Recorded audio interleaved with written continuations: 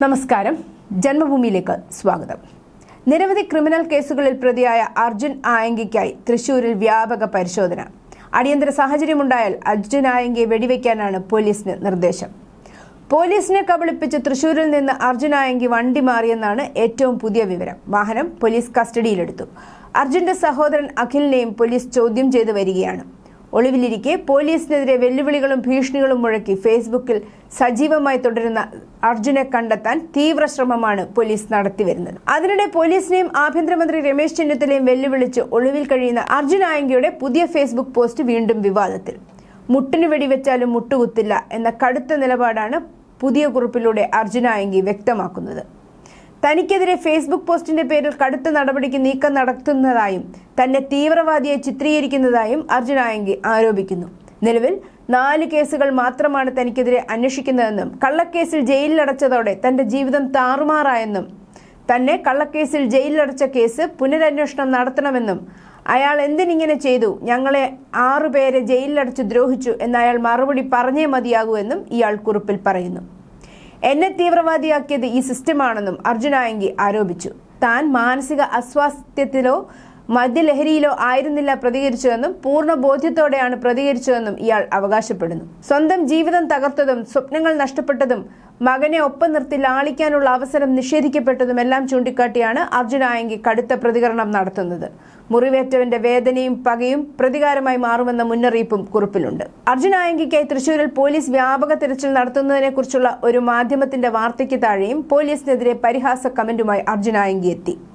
തൃശൂർ റൗണ്ടിൽ ഒരു മരത്തിന്റെ ചുവട്ടിലെന്നാണ് അർജുന്റെ കമന്റ്. ഇതോടെ സമൂഹ മാധ്യമങ്ങളിൽ പോലീസിനെതിരെയും ആഭ്യന്തരമന്ത്രി രമേശ് ചെന്നിത്തലയ്ക്കെതിരെയും കമന്റുകളും പോസ്റ്റുകളും നിറയുകയാണ്. ഒരു പോസ്റ്റ് പറയുന്നത് ഇങ്ങനെ: ആർ സുഗതനല്ല അർജുൻ ആയങ്കി. സ്വന്തം വീട്ടിൽ സുഖമില്ലാതെ കിടന്നയാളെ കാപ്പ ചുമത്തി ആകാശത്തേക്ക് വെടിവെച്ച് ആളെ കൂട്ടി കാടിളക്കി തലസ്ഥാനത്ത് നിന്ന് പിടിച്ചുകൊണ്ടുപോയ ആർ സുഗതൻ ഒരു കൗൺസിലറാണ്. നാട്ടുകാരുടെ പ്രശ്നങ്ങളിൽ ഇടപെട്ട കേസുകളാണ് സുഗതന്റെ പേരിൽ. ഒരു പൊതുപ്രവർത്തകൻ പൊതുവിഷയങ്ങളിൽ ഇടപെട്ട കേസുകൾ. പക്ഷേ അർജുൻ ആയങ്കി അത്തരക്കാരനല്ല. സ്വർണ്ണക്കൊള്ള, കൊലപാതക ശ്രമം, ആക്രമണം, ആൾമാറാട്ടം, കിഡ്നാപ്പിംഗ് ഒക്കെയാണ് കേസ്. കത്തി, വടിവാൾ, കൈത്തോക്ക്, കൈബോംബ് മുതൽ മെഷീൻ ഗൺ വരെയാണ് കയ്യിലുള്ള ആയുധം. സൂക്ഷിച്ചു വേണം. വെല്ലുവിളിച്ചിരിക്കുന്നത് പോലീസിനെ മാത്രമല്ല, police മന്ത്രിയെയാണ്.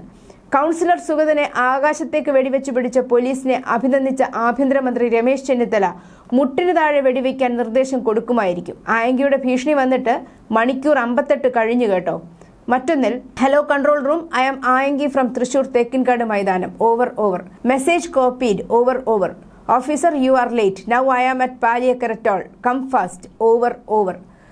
Copied. We are on the way. Over. Hope you taken your gun to shoot me. Over. Yes, Mr. Ayangi. Thanks for reminding us.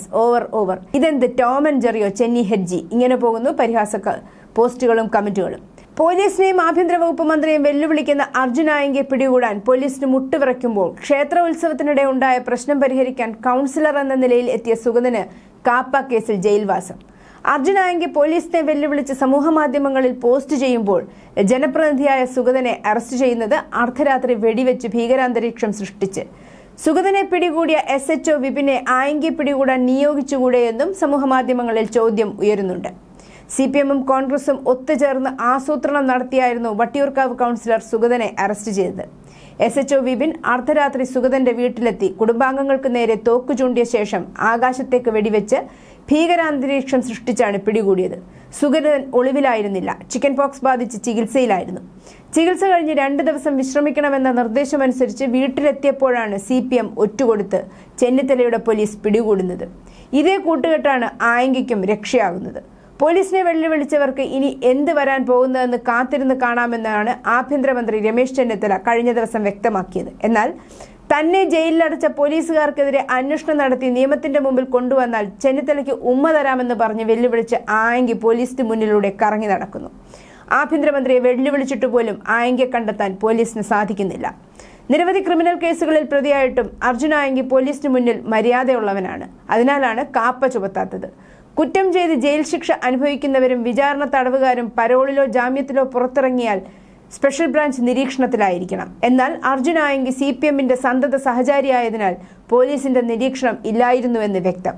വിരട്ടരുത്, താൻ വളർന്നു വന്ന പാർട്ടി വേറെയാണെന്ന ആയങ്കിയുടെ വാക്കുകളും പോലീസിനെ ഭയപ്പെടുത്തുന്നു. തന്നെ കുടുക്കി ജയിലിലടച്ച CI പെൻഷൻ വാങ്ങി ജീവിക്കാൻ സമ്മതിക്കില്ലെന്നും തനിക്ക് മുകളിൽ ആകാശവും താഴെ ഭൂമിയുമാണെന്നും ആയങ്കി പറയുന്നു. ഭീഷണിയിൽ ഭയന്ന് ചെന്നിത്തലയുടെ പോലീസിന് ആയങ്കിയോട് കരുണ കാണിക്കേണ്ടിയും വരുന്നു. News desk Janmabhumi.